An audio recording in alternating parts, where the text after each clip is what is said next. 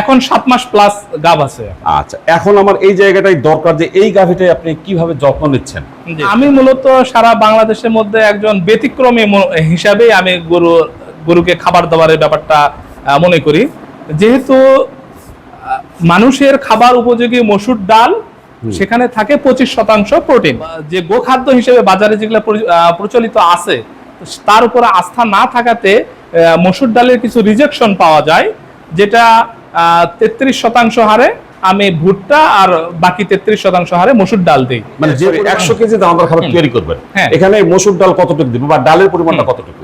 আমার ডালের রেশিওটা আমি এভাবে মেইনটেইন করি, প্রতি 10 কেজি ভুট্টার সাথে 3 কেজি আকারে মসুর ডাল মিক্স করি আমি।